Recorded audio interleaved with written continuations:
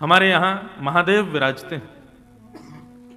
कैसे महादेव? जाने काम कियो ढेर, जिसने काम को जला करके नष्ट कर दिया, ऐसे महादेव यहां कैसे बैठे हैं? बोले गोपी नथनी वाने, नथनी पहन करके और बिल्कुल चुनरी पहन के गोपी बन करके बैठे हैं। बोलो गोपेश्वर महादेव की, गोपी बन करके बैठे हैं, गोपी का रूप धारण करके बैठे हैं। वो महादेव जिनके सामने काम भी नहीं टिक पाया, वो वृंदावन में जब आ जाते हैं तो गोपी बन करके घूम रहे हैं।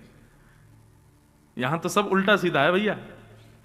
इसलिए ज्यादा पढ़े लिखे बन करके यहां अब ये 7 दिन कथा मत सुनिएगा, सहज बन के। मैं कथाओं में कहा करता हूं, भक्ति ना बुद्धि लगाने का विषय नहीं है, ज्यादा उसमें बुद्धि मत लगाना। ऐसा कैसे हो गया, ऐसा तर्क वितर्क कुतर्क मत कीजिएगा। ये कैसे संभव हो गया, ये कैसे हो गया, ये कैसे पॉसिबल हो सकता है? नहीं, वृंदावन कुतर्क का विषय नहीं है। वृंदावन तो केवल समझो, वृंदावन को तो केवल हृदयांगम कर लो, बस पालो। ऐसा ये वृंदावन है। हरिराम व्यास जी, दक्षिण में एक स्थान है तिरुपति बालाजी, सब लोग गए होंगे, सबको पता भी है। तो आज से हजारों वर्ष पूर्व तिरुपति में एक वैष्णव रहते थे। तिरुपति बालाजी की वो सेवा करते थे। तब इतना समृद्ध स्थान नहीं था, इतनी ज्यादा व्यवस्थाएं वहां पर नहीं थी।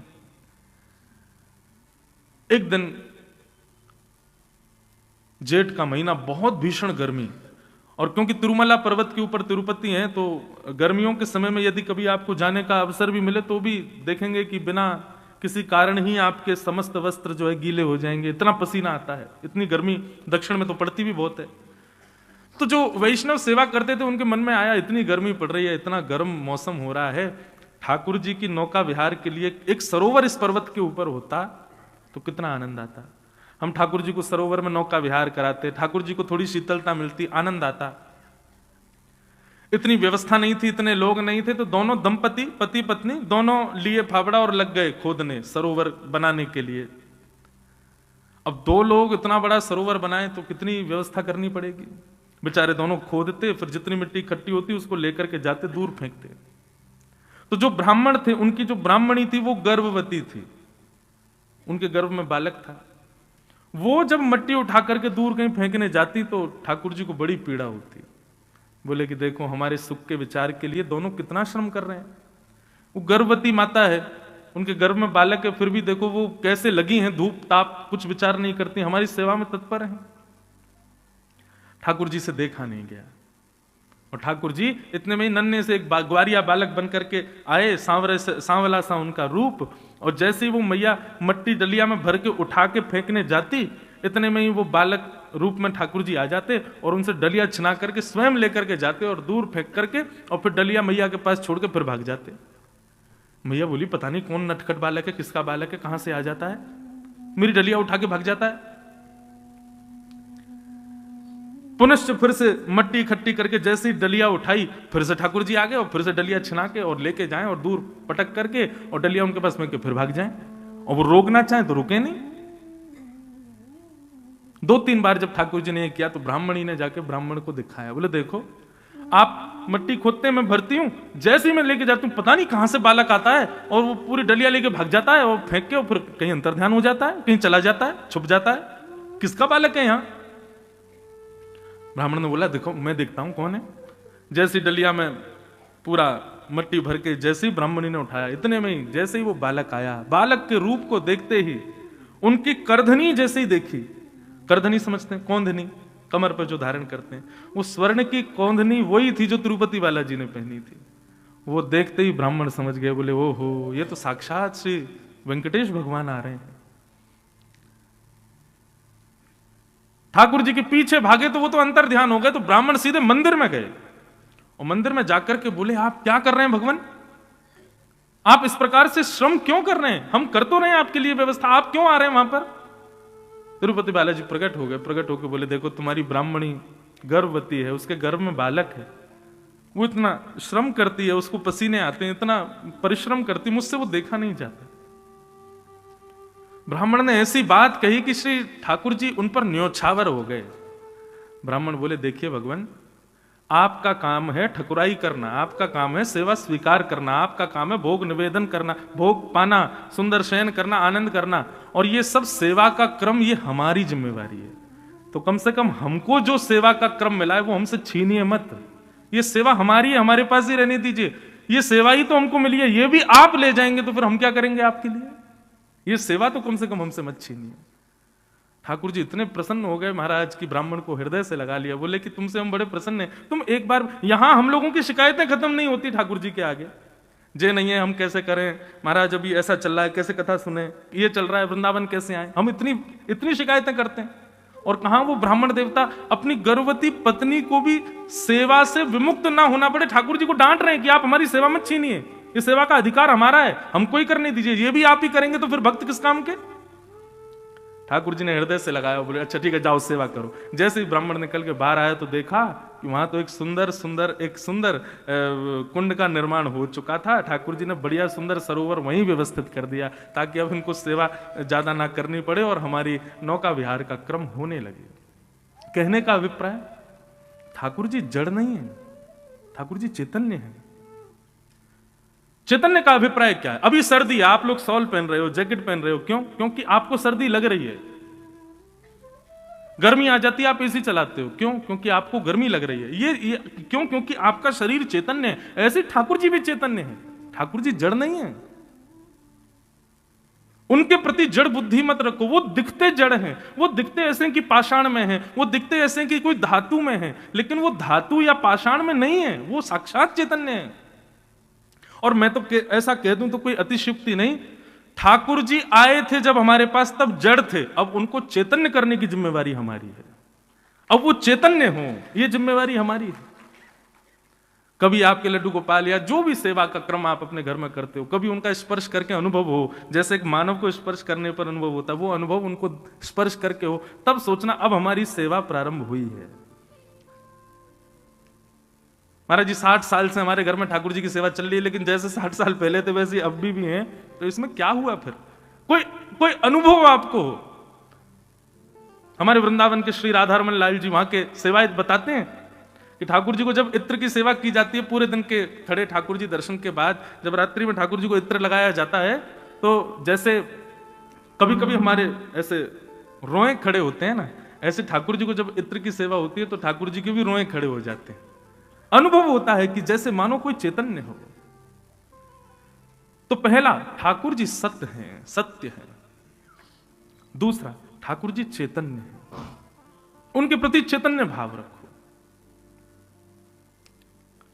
और तीसरा, ठाकुर जी आनंद घन है। हमारे पूज्य गुरुदेव भगवान कहते हैं कि जिसने अपनी सेवा में सत्य भाव और चैतन्य भाव प्रकट कर लिया, अपने ठाकुर जी के प्रति सत्य और चैतन्य भाव स्थापित कर लिया, उसी के ठाकुर जी फिर आनंद प्रदान करने लगेंगे। उसी के ठाकुर जी की सेवा में फिर उसको सुख मिलेगा, सुख नहीं आनंद मिलेगा। ऐसे भगवान के ये 3 रूप हैं, सत्य, चित्त और आनंद। सच्चिदानंद रूपाय, सत्य, चैतन्य और आनंद, ये भगवान के 3 रूप। इन तीनों को बंधुओं सदैव अपनी स्थिति में रखो, अपनी बुद्धि में रखो। जब भी आप सेवा करो, जब भी कहीं मंदिर में दर्शन करो, जब भी किसी तीर्थ स्थान में जाओ, इन 3 बातों को याद रखना कि ठाकुर जी सत्य हैं, वे चैतन्य हैं और वे आनंद है।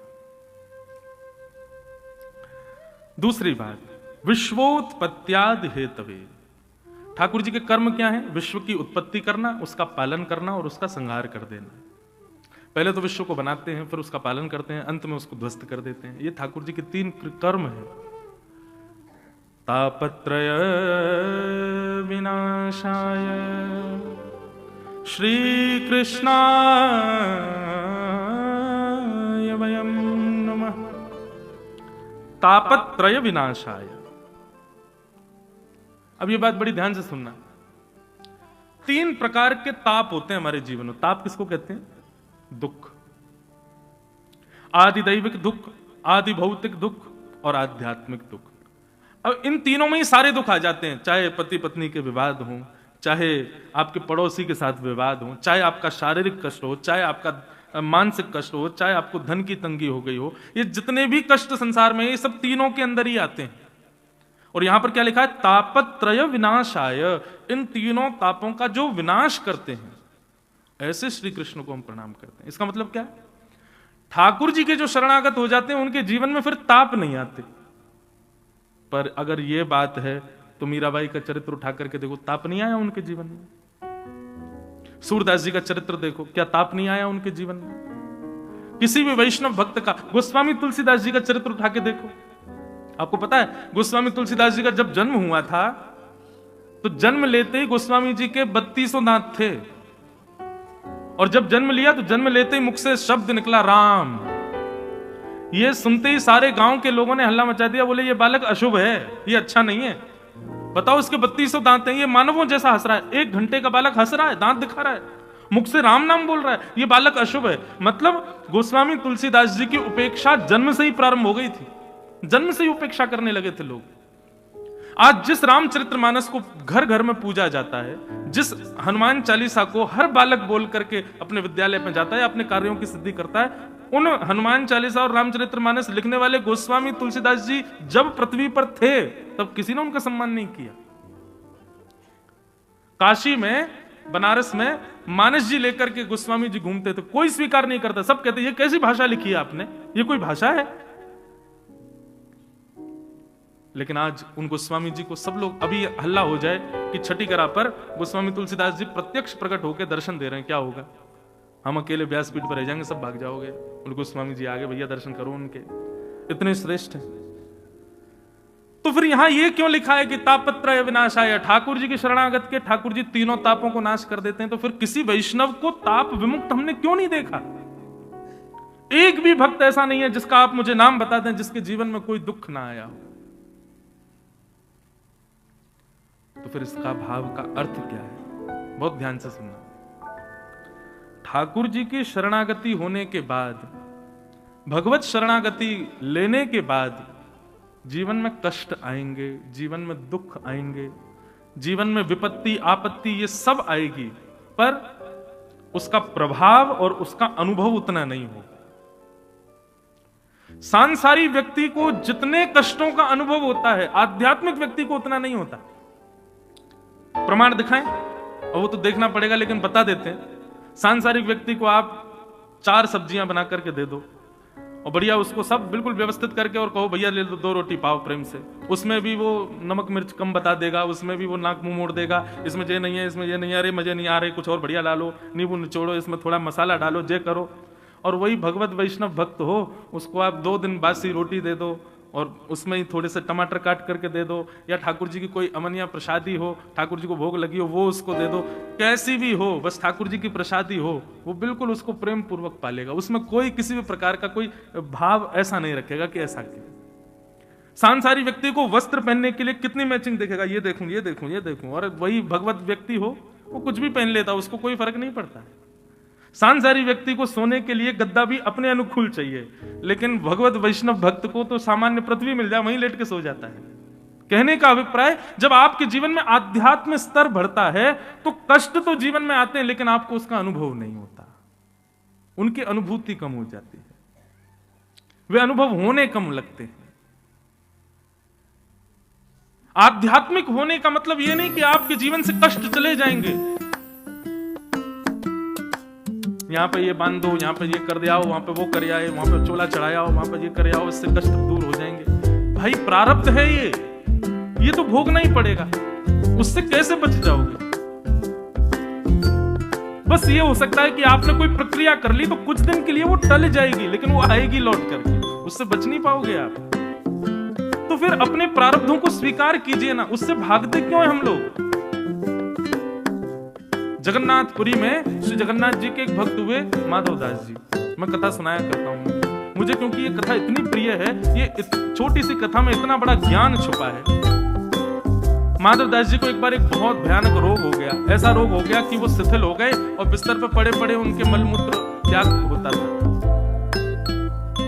दुर्बल हो गए, निर्बल हो गए। तब माधवदास जी पर दया आ गई जगन्नाथ जी को। जगन्नाथ जी बोले माधवदास बेचारो या की कोई सेवा भी ना कर रहा हो, मैं जाऊं या के पास।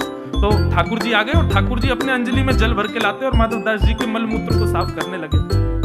माधवदास जी के जब नेत्र खुले, देखा जगन्नाथ भगवान सेवा कर रहे हैं, हाथ पकड़ बोले प्रभु क्या कर रहे हो आप? बोले तुम्हारी सेवा कर रहा हूं। तुम बहुत दुर्बल हो गए ना, बीमार हो गए हो। तो माधवदास जी ने कहा आप तो भगवान हो, आप मेरी सेवा करना मंजूर मानते हो, इससे अच्छा तो मेरा रोग दूर कर दो। आप चाहो तो हो सकता है आप चुटकी बजाओ मैं ठीक हो जाऊंगा। आप वो क्यों नहीं कर रहे हो? मेरी सेवा क्यों कर रहे हो? आप चाहो तो मैं तो बिल्कुल रोग निवृत्त हो जाऊंगा। तो भगवान ने जो बात कही वो सुनी। ठाकुर जी कहते हैं माधव, व्यक्ति संसार में अगर जन्म लिया है तो इसका मतलब है उसके प्रारब्ध बचे हैं, इसलिए वो जन्म लेकर के आया और वो धीरे धीरे आगे बढ़ रहा है। इसका मतलब अब वो भोगेगा। एक समय आने पर उसके जीवन में कष्ट, विपत्तियां, आपत्तियां, चैलेंजेस आने शुरू होंगे ही होंगे, क्योंकि ये उसके पूर्व के प्रारब्ध हैं, इसीलिए उसका जन्म हुआ है। लेकिन यदि वो भक्त मेरे चरणों में आके कहे कि महाराज इन सबको दूर कर दो, इन सबको नष्ट कर दो, ये जितनी विपत्ति आ रही है इनको सबको खत्म कर दो, और कहीं मैंने दया करके उन विपत्तियों को खत्म कर दिया, वो विपत्तियां खत्म नहीं होंगी, वो विपत्तियां कुछ दिन के लिए टल जाएंगी और टलने के बाद प्रारब्ध है, भोगना तो फिर से पड़ेगा। माधव, आज तुमको एक रोग हुआ, यदि मैंने इस रोग को चुटकी बजा के ठीक कर दिया ना, तो अभी के लिए तो ये टल जाएगा, लेकिन ये प्रारब्ध जो तुम्हारा बच गया, जो तुमने भोगा नहीं, उसको भोगने के लिए तुमको फिर से जन्म लेना पड़ेगा और फिर तुमको भोगना पड़ेगा। इसलिए मैं चाहता हूं कि तुम अभी निवृत्त हो जाओ, इसके बाद तुम्हारा जन्म ही ना हो। इसलिए जो कुछ भी मिल रहा है सबको भोग लो, ताकि तुम अभी निवृत्त हो जाओगे, इसके बाद तुम्हारा जन्म नहीं होगा फिर। इसलिए बंधुओं, आप अनुभव करके देख लीजिएगा। हमने तो बहुत कम आयु में अनुभव कर लिया कि वैष्णव पथ पर जो चलने लगा व्यक्ति, उसके जीवन में कष्ट सामान्य व्यक्ति से ज्यादा आता है। क्यों? ठाकुर जी जैसे देखते हैं कि अब ये वैष्णव हो गया, अब ये भक्ति पथ का पथिक हो गया, अब ये मेरे मार्ग पर चलने लगा, तो ठाकुर जी उसके सारे प्रारब्धों को इकट्ठा करके एक साथ भोगवाना प्रारंभ करते हैं। भोग ले सबको, सबको खत्म कर और निवृत्त होके आ जा मेरे पास। इसका मतलब क्या है? यदि आप 4-5 दिन बिना किसी विपत्ति के, बिना किसी आपत्ति के जी रहे हो, सब कुछ बढ़िया चल रहा है, जैसा सोचा था, जैसा विचार किया था, सब कुछ वैसा चल रहा है, तो घबराहट होनी चाहिए आपको। क्यों? ये आपत्ति विपत्तियां सब समाप्त हो गई, इसका मतलब आगे कोई बहुत बड़ा तूफान ठाकुर जी ने तैयार कर रखा है, आएगा। लेकिन हर दिन कुछ ना कुछ हो रहा है, हर दिन कुछ ना कुछ फेस कर रहे हैं हम, तो इससे भी प्रसन्न हो जाना। क्यों? ठाकुर जी निवृत्त कर रहे हैं, अब धीरे धीरे सब खत्म हो रहा है, स्वीकार करो। तापत्रय विनाशाय, ठाकुर जी तापों को विनाश नहीं करते, ठाकुर जी तापों का जो असर हमारे ऊपर होता है उससे हमको निवृत्त कर देते हैं। एक प्रकार से आज की भाषा में मैं कहता हूं कथाओं में कि भक्ति क्या है? भक्ति एनेस्थीसिया का इंजेक्शन है। उसको लगने के बाद व्यक्ति सुन्न हो जाता है। जैसे एनेस्थीसिया लगा, फिर चाहे डॉक्टर काट दे, पीट दे, कुछ भी कर ले, आदमी को कुछ पता नहीं चलेगा। देखो क्रिया तो हो रही है, ऑपरेशन तो हो रहा है, काटा तो जा रहा है, रक्त तो निकल रहा है, लेकिन उसको पीड़ा नहीं हो रही है। क्यों? सुन्न हो गया। ठीक वैसे ही भक्ति भी एनेस्थीसिया की तरह। एक बार यदि आप भक्ति पथ के, वैष्णव पथ के अनुगामी बन गए, विपत्तियां जीवन में आएंगी लेकिन आपको अनुभव नहीं होगा, उसकी इतनी ज्यादा कष्ट स्मृति में नहीं आएगा। तो तापत्रय विनाशाय श्री कृष्णाय वयम नमः।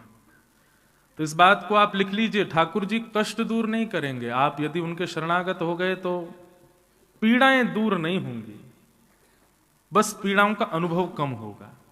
और जैसे जैसे इस भक्ति मार्ग में आगे बढ़ेंगे, आध्यात्म मार्ग में आगे बढ़ेंगे, तैसे तैसे सांसारिक विपत्तियां कम होती चली जाएंगी, फिर विपत्तियां बदल जाएंगी। अभी विपत्ति क्या है? अभी विपत्ति सांसारी है। ऐसा हमने सोचा था, नहीं हो रहा, विपत्ति लग रही है। बेटा को ये कहा, नहीं कर रहा, विपत्ति लग रही है। बेटी से ऐसी अपेक्षा थी, नहीं मान रही, विपत्ति लग रही है। चाहते थे यहां घर बने, ऐसा हो वैसा, ये सब विपत्तियां हैं। लेकिन भक्ति मार्ग में आने के बाद में कष्ट केवल एक ही रह जाता है, और वो कष्ट क्या है पता है?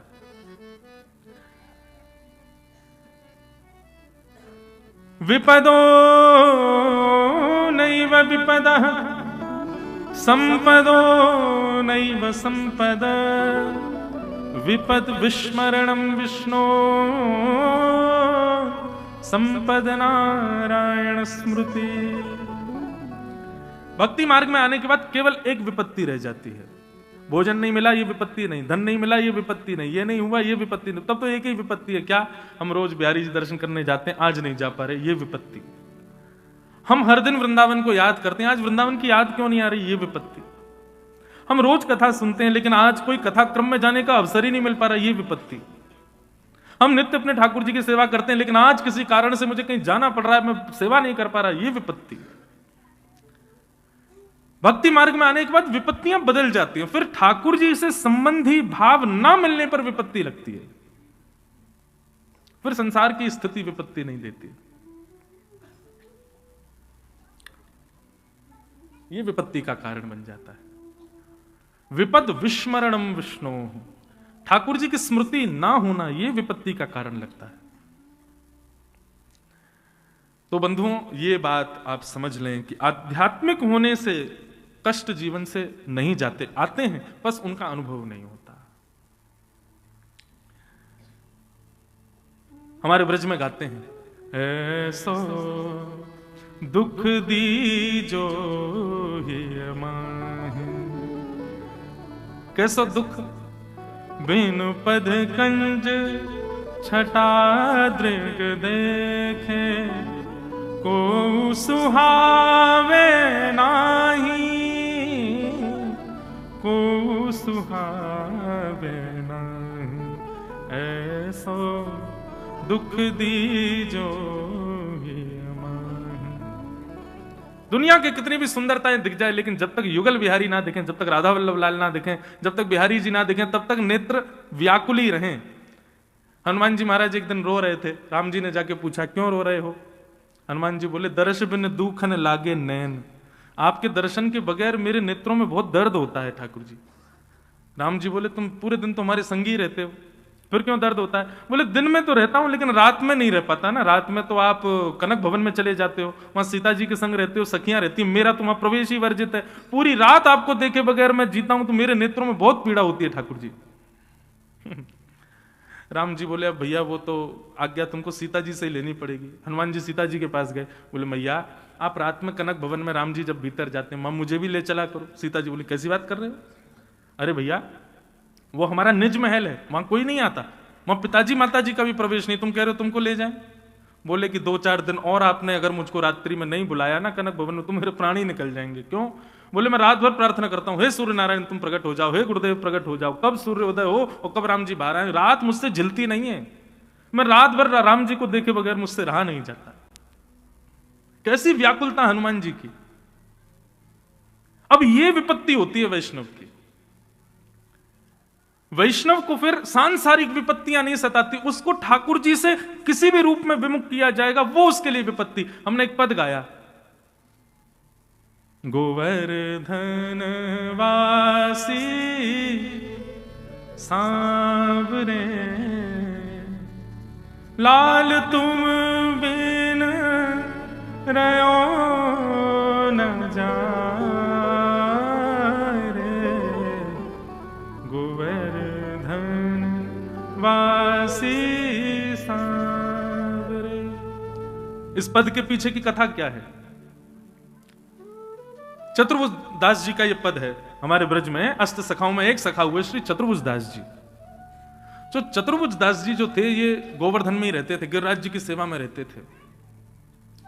एक बार इनके गुरुदेव ने आज्ञा की कि चलो तीर्थ यात्रा करने चल रहे हैं। अब तो ये तो बड़ी विडंबना में फंस गए, बोले गिरिराज जी के बगैर मैं रहता नहीं हूं और गुरु जी की आज्ञा में टाल नहीं सकता, क्या करूं?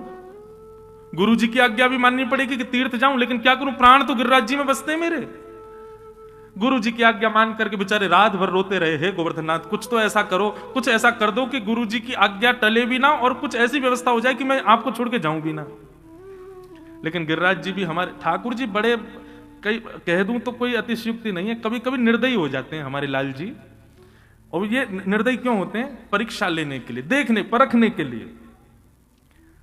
कुछ नहीं किया इन्होंने, पूरी व्यवस्था और बढ़िया कर दी कि चतुर्भुज दास जी जाएं बाहर, देखूं तो सही। अब चतुर्भुज दास जी अपने गुरुदेव की आज्ञा मान के सब बोरिया बिस्तर बांध करके जाने तो लगे, लेकिन बार बार पीछे मुड़ करके देखें, लाल जी रोक लो ना, कुछ करो ना, हमको रोक लो, हमको नहीं जाना। चलते चलते चलते जब तक गिरिराज जी दिख रहे थे, जब तक पर्वत दिख रहा था, जब तक शिखर दिख रहा था, जब तक ध्वजा दिख रही थी, तब तक तो रोक लिया अपने आप को। लेकिन जैसे इतनी दूरी हुई कि गिरिराज जी दिखने बंद हो गए, ध्वजा भी दिखनी बंद हो गई, अब तो दूर दूर तक गोवर्धननाथ का कोई अवशेष भी नहीं दिख रहा। इतनी वेदना हुई कि वहीं मूर्छित होकर गिर गए। गुरुदेव ने जब जल का छिड़काव किया, पूछा, अरे चतुर्भुज दास तुम मूर्छित क्यों हो गए? तब दौड़ करके गए और श्री गोवर्धन नाथ के चरणों से लिपट करके तब उन्होंने ये पद गाया, गोवर्धन वासी सांवरे तुम बिन रहो न जाए, बंक चुते मुस्काए के सुंदर बदन दिखाए, लोचन तड़फे मीन जो। बोले जिस प्रकार मछली को ठाकुर जी यदि कोई कहे कि चल तुझे जल से निकाल के मैं दूध में रखूंगा, तो वो मछली दूध में मर जाएगी, वो जल में ही रह सकती है। इसलिए ठाकुर जी मुझे कोई प्रलोभन दे कि हम तुमको बढ़िया तीर्थ में ले चलें, लेकिन आपसे दूर करने का भाव रखे तो नाथ मेरे तो प्राण निकल जाएंगे, मैं आपसे दूर नहीं रह सकता। वैष्णव की वेदना, भक्ति पथिकों की वेदना ये है, फिर उनकी सांसारिक वेदना नहीं रहती है। वो इसलिए दुखी नहीं होते कि उनके काम नहीं बन रहे, वो इसलिए दुखी होते हैं कि हमको वृंदावन जाना था और हम जा ही नहीं पा रहे, हमको वृंदावन याद करना था हम कर नहीं पा रहे, इसलिए विह्वल होते हैं वो। तो तापत्रय विनाशाय श्री कृष्णाय वयम नमः। ऐसे श्री कृष्ण को हम बारंबार प्रणाम करते हैं। क्रम में आगे चलें, आज महात्मा की कथा श्रवण करनी है। 88,000 सौनिकादि ऋषि नैमिषारण्य क्षेत्र में विराजमान है भैरवी, और मानव कल्याण के लिए यज्ञ कर रहे थे। बंधुओं बहुत ध्यान से सुनिएगा, संत जन हो, वैष्णव जन हो, ये सब कुछ भी क्रिया अपने लिए नहीं करते, सदैव दूसरों के उपयोगिता के लिए ही करते हैं। 88,000 सौनिकादि ऋषियों ने एक यज्ञ किया, परंतु उस यज्ञ से उनको लगा कि शायद कुछ लाभ नहीं मिलेगा। तब उन्होंने सूत जी महाराज से जाकर के अपनी विरह वेदना कही। और वेदना क्या थी, बहुत ध्यान से सुनना। वेदना ये थी, हे भगवान, श्रेयसाम यद भवेत् श्रेय पावनानां च पावनम कृष्ण प्राप्ति कर्म सस्व साधनम तद्वदाधुना। वेदना हृदय की यह है कि भगवान अब कलयुग आने वाला है, कलयुग में लोगों पर समय की इतनी कटौती हो जाएगी महाराज, व्यक्ति जगह जगह कहता रहेगा जहर खाने का समय नहीं है, तुम ये कह रहे हो, हम इतने व्यस्त हैं, हम इतना काम है, ये है वो है, आदि आदि। ऐसी स्थिति में व्यक्ति भगवत प्राप्ति कैसे करेगा? जिन भगवत प्राप्ति के लिए हम सतयुग त्रेता द्वापर में सुनते आए कि राज्य छोड़ दिए थे, पत्नियों को, बच्चों को, सबको छोड़ छाड़ के राजा चले गए हिमालय पर जाकर के, और गंगा जी में कंठ भर खड़े होकर के पेड़ पर लटक के भजन करते हैं। कलयुग में कैसे होगा ये संभव? कलयुग में भगवत प्राप्ति यदि किसी को करनी हो तो वो कैसे करेगा? यहां तो लोगों पे समय ही नहीं है। अपने घरों में अनुष्ठान कराते हैं लोग, ब्राह्मण देवता बेचारे एक दिन पहले से आएंगे, चौकी पर बढ़िया सुंदर वेदी बनाएंगे, कलश रखेंगे, सब कुछ करेंगे। पंडित जी कल कितने बजे? बोले सवेरे 8 बजे आप तैयार रहिएगा। बोले 8 तो बहुत जल्दी है, उठ नहीं पाते हम, 10 बजे आ जाना आप। अच्छा कितनी देर पूजा होगी? बोले कि 1-1.5 घंटा तो लगेगा। महाराज जी 15 मिनट में निपटा देना, 15 मिनट वाली पूजा कराओ, दक्षिणा हमसे 500 रुपया ज्यादा ले लो, 15 मिनट में पूरी कराओ। ये गलत है बंधु, आप ब्राह्मण को आज्ञा नहीं दे सकते। ये कलिकाल उतना ही बलशाली होता चला जाएगा जब जब आप संतों की, वैष्णवों की, ब्राह्मणों की आज्ञा का अवहेलना करना प्रारंभ कर दो, उतना ज्यादा कलयुग बलवान होगा। ब्राह्मण यदि आज्ञा दे दे, संत यदि आज्ञा दे दे, भैया ऐसे ऐसे होगा तो वैसे करो। अब यहां लोगों पर इतनी समय की कटौती हो गई है। पहले आप लोगों ने, कई लोग यहां पर ऐसे बैठे होंगे जिन्होंने 2 समय की कथा सुनी होगी, सुबह 9 से 12, फिर 3 से 6, 2 बार कथा। अब कथाओं का समय एक समय रह गया, उसमें भी 2 घंटा ही होती है, उसमें भी कीर्तन गाओ, भजन गाओ, कथा कितनी देर होती है? उसमें भी कई लोग अब कह देते महाराज जी जल्दी, एक जगह तो कथा सुनो, क्या हुआ वहां पे? कथा हमारी निश्चित थी एक जगह पे, तो उनका आयोजकों का फोन आया पंडित जी के पास, बोले महाराज जी से एक आज्ञा ले लें। बोले क्या? बोले 1.5 घंटा कथा के बाद हाई टी हो, बीच में चाय पियेंगे, ब्रेड पकौड़ा खाएंगे, महाराज जी भी थोड़ा सा कुछ खा पी लेंगे, उसके बाद फिर दोबारा महाराज जी व्यासपीठ पे, हम लोग बैठे। मैंने कि भैया कथा सुन रहे हो कि क्या? ये कोई मनोरंजन थोड़ी है भाई, ये मनोरंजन का विषय नहीं है, मनोमंथन का विषय है। और जब मंथन शब्द आता है ना, तो मंथन सदा अमृत को जन्म देता है। मंथन सदा नवनीत को यानी कि मक्खन को जन्म देता है, और जब मंथन होता है तभी नवनीत आता है, और जब नवनीत प्रकट होगा तब उसी नवनीत को चुराने के लिए ठाकुर जी पधारेंगे। आप कथा सुनकर के जाके सो मत जाया कीजिए बंधुओं, थोड़ा चिंतन किया कीजिए, मंथन किया कीजिए। जब मंथन करेंगे तब मंथन करने पर ऐसा कोई भाव हृदय में प्रकट होगा जो व्यास जी ने नहीं बताया, उसी भाव का एक ना एक दिन हरण करने ठाकुर जी पधारेंगे। यही माखन चोरी लीला है, मंथन का विषय है, ये मनोरंजन का विषय नहीं। तो समय लोगों पर इतना कम है, भगवत प्राप्ति कैसे करेंगे लोग? इसलिए भगवान कलयुग में श्रेष्ठ से श्रेष्ठ और पवित्र से पवित्र भगवत प्राप्ति का एक साधन हमें बताइए। यह प्रश्न किया, तब सौनकादि ऋषियों ने यह प्रश्न किया तो सूत जी ने इसके उत्तर में कहना प्रारंभ किया। बहुत ध्यान से सुनना। कालव्याल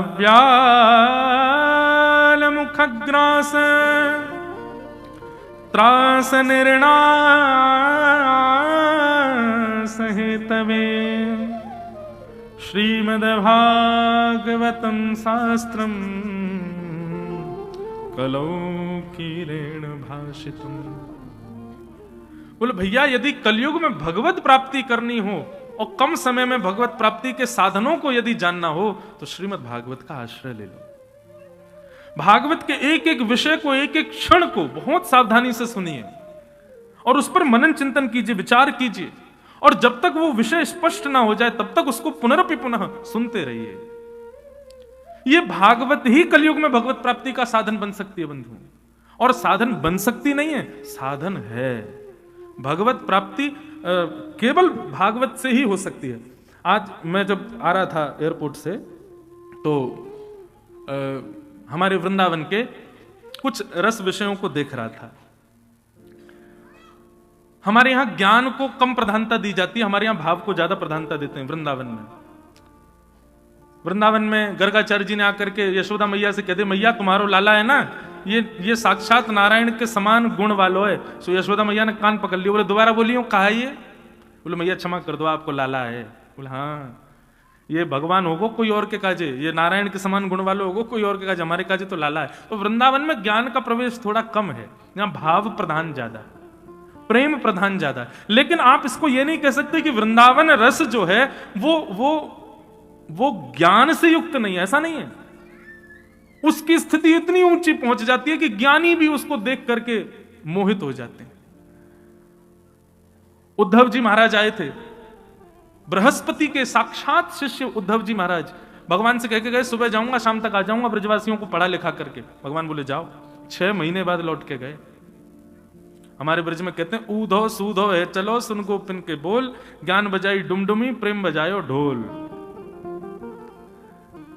नारद जी महाराज आते हैं वृंदावन, तो महाराज वृंदावन की गलियों में घूम करके और कंडा थापने वाली गोपियों को देख करके एक ग्रंथ लिख देते हैं, नारद भक्ति सूत्र।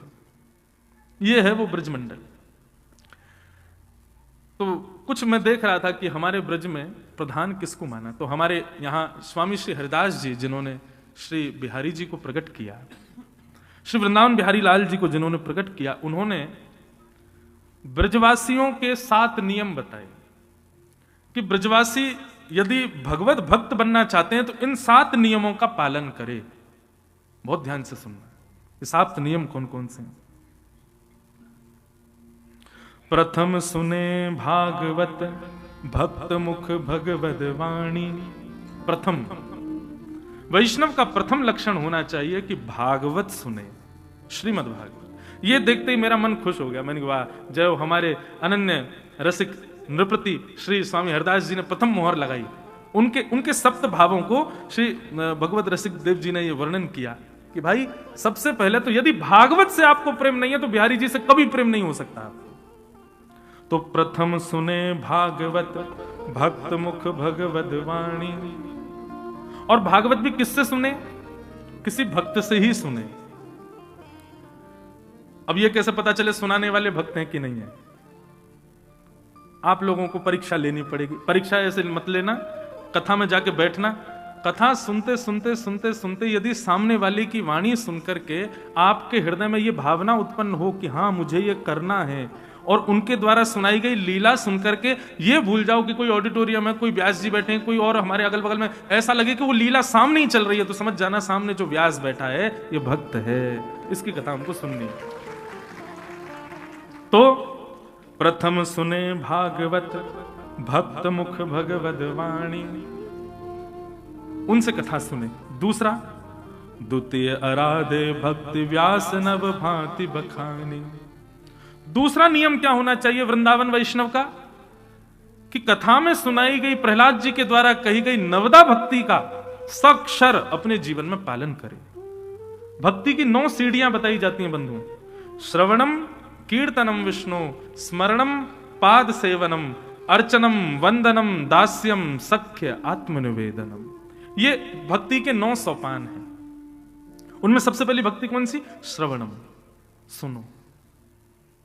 आजकल उल्टा हो गया है, लोग भक्त बनते सुनाने में ज्यादा रुचि रखते हैं, सुनने में कम रुचि रखते हैं। हम अपनी सुनाएं, हम अपनी बताएं, नहीं, सुनने के रसिक बनो। हनुमान जी की हनुमान चालीसा हम सब लोग गाते हो, प्रभु चरित्र सुनवे को रसिया, राम लखन सीता मन बसिया। कहीं भी ऐसा वर्णन नहीं कि प्रभु चरित्र कहवे को रसिया, नहीं। हनुमान जी को कहने में रुचि नहीं है, हनुमान जी को सुनने में रुचि, और सुनने वाला श्रेष्ठ है। तो नवदा भक्ति को साक्षर पालन करे। अब 9 भक्ति कौन कौन सी है विषय में कल इसी विषय से ही प्रारंभ करूंगा। 9 भक्ति का विषय अभी बहुत विस्तार हो जाएगा, तो अभी केवल आप 7 नियम सुनो। प्रथम नियम भागवत सुने। दूसरा नियम कि भागवत में भी जो नवदा भक्ति है उसका साक्षर अपने जीवन में पालन करना प्रारंभ करे। और तृतीय करे गुरु समझी दक्ष सर्वज्ञ रसीलो, गुरुर आज्ञा गरीयसी। गुरु की आज्ञा को ब्रह्मवाणी मान करके उसका पालन करे, उस पर फिर कोई विचार ना करे, करना है कि नहीं करना है, विचार करे, सोचे। गुरु जी कहते हैं दिल्ली चले जाओ, तो ये मत पूछो कि जाके करना क्या है, बस चले जाओ।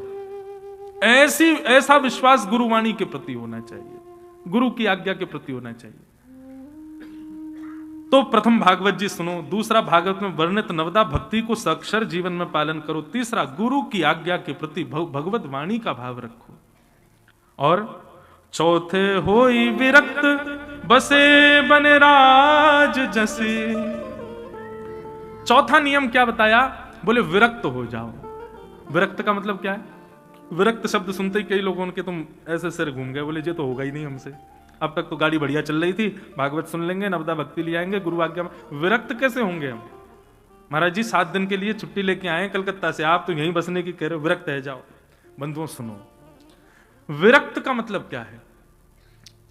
विरक्त का मतलब ये नहीं कि आप परिवार छोड़ो, आप सबको छोड़ो, आप सब छोड़ करके और भजनानंदी बन जाओ, जटा जूट रख लो और यहां पर घूमते रहो, नहीं। विरक्त होने का मतलब है रहो सबके संग, पर उनके प्रति आसक्ति मत रखो। यही मेरे सर्वस्व हैं, इनके बिना मैं नहीं जी सकता, ऐसा भाव मत रखो। मीराबाई ने भी ब्याह किया था, मीराबाई भी गृहस्थाश्रम में रही थी, पर विरक्त की भांति रहती थी। अपने पति को पहले ही बोल दिया था, बोले आपको जो एक गृहस्थ आश्रम का सुख होता है वो हमसे आप अपेक्षा मत करना। हम केवल अपने माता पिता की आज्ञा पालन करके आपसे ब्याह कर रही हैं, लेकिन ऐसा नहीं है कि मैं चाहूं तो कर लूं, मेरे से होगा ही नहीं, मेरे से वो सब संभव नहीं हो सकता जो सांसारिक व्यक्ति चाहता है। हां, निर्वहन में सारा करूंगी, पर आप इससे अतिरिक्त कोई कामना मेरे प्रति मत रखना। मतलब बंधुओं, सबको छोड़ करके विरक्त हो जाना बहुत आसान है, सबके बीच में रह के विरक्त होना ये बहुत मुश्किल है। व्यक्ति को शुगर हो गई, अब घर में प्रतिबंध कर दिया, ना तो चीनी आनी चाहिए, ना गुड़ आना चाहिए, ना मिठाई आनी चाहिए। क्यों? बोले आएगा तो मन हो जाएगा, इसलिए घर के बाहर ही प्रतिबंध लगा दिया, नौकरों से कह दिया घर के सब कोई मीठा नहीं लेके आएगा, यहाँ पे मीठा आएगा ही नहीं तो हम खाएंगे ही नहीं। एक बात तो ये है, लेकिन दूसरी बात क्या है?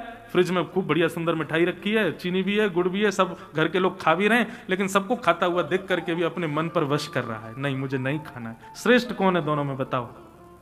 जो सबको रोक दे लाने से, वो कि जो सबके होते हुए भी अपने मन पर काबू करे, वो श्रेष्ठ है, जो सबके मध्य रहते हुए भी अपने ऊपर काबू करे।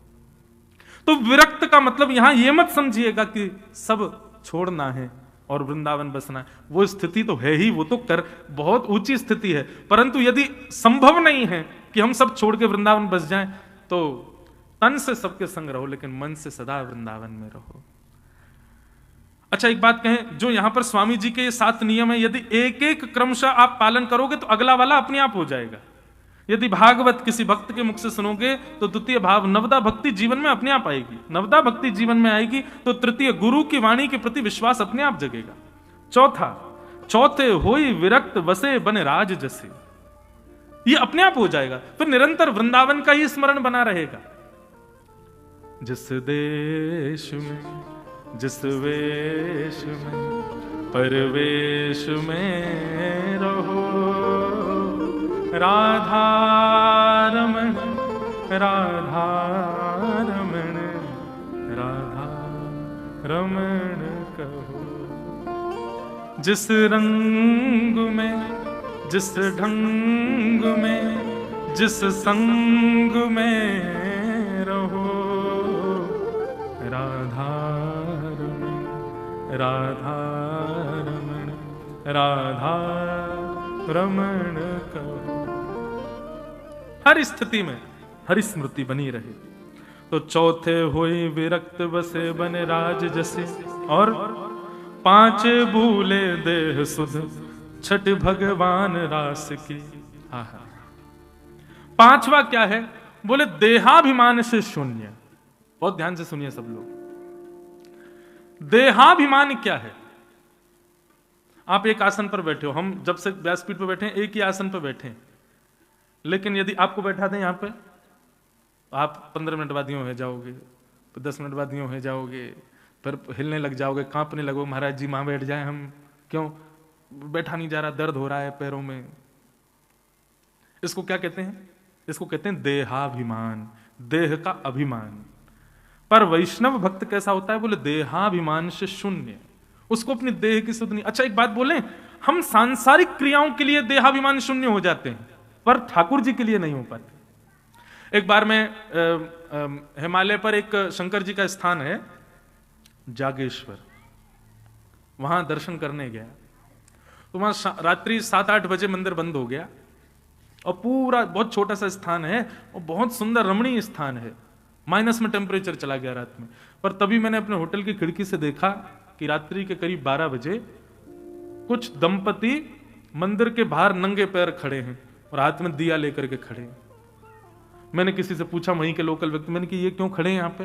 बोले महाराज जी यहाँ की नियम है, यदि किसी को संतान ना हो रही हो तो वो रात्रि शयन के बाद दिया लेके खड़ा सुबह मंगला तक खड़ा रहे, और सुबह उसी दिया से शंकर जी की अगर मंगला आरती करे तो उसके घर संतान होती है। मेरे मन में उस समय विचार आया, मैंने कहा अगर इसको ये कह दिया जाए कि यहाँ पे ऐसे दिया लेके खड़े रहो, सुबह तुमको ठाकुर जी मिल जाएंगे, नहीं खड़ा होगा, रात में इसके पांव बोल जाएंगे, सर जम जाएगा ठंड के मारे, हाथ पांव कांपने लग जाएंगे, भूख प्यास लगने लग जाएगी। लेकिन एक सांसारिक वस्तु चाहिए तो देखो देहाभिमानी शून्य हो गया। व्यक्ति व्रत करता है, नियम करता है, लेकिन यदि व्रत नियम के पीछे कोई कारण होगा तो ही करेगा, नहीं तो नहीं कर पाएगा। हम देहाभिमानी नहीं बन सकते ऐसा नहीं है, हम बन सकते हैं, पर हमको कारण चाहिए। पहले कारण बताओ तब हम ये कर पाएंगे। सोमवार का व्रत कर रहे हैं, क्यों? अच्छा पति मिले इसलिए, इसीलिए ही सोमवार को अन्न नहीं खाया जा रहा है। हनुमान जी का मंगलवार का व्रत चल रहा है, क्यों? कोई निश्चित है, कोई कारण है।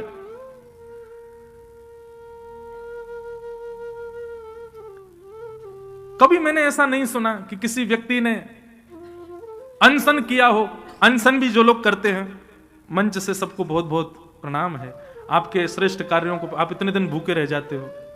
पर कभी सुना कि कोई व्यक्ति गिरिराज जी में अनशन करके बैठा हो, जब तक गिरिराज जी नहीं मिलेंगे मैं अन्न नहीं खाऊंगा? कभी सुना? ठाकुर जी के लिए व्यक्ति देहाभिमान शून्य बन ही नहीं पाता, वो सांसारिक क्रियाओं के लिए ही बन पाता है।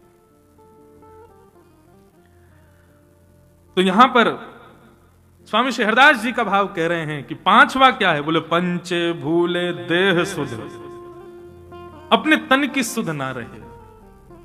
कहां है, कैसे है, किस भाव में? बस ठाकुर जी के हैं, हमें और कोई चिंता नहीं है। और छठे भावना रास की। छठवा क्या है? बोले छठवा ये है, इसको कहते हैं मानसी भाव।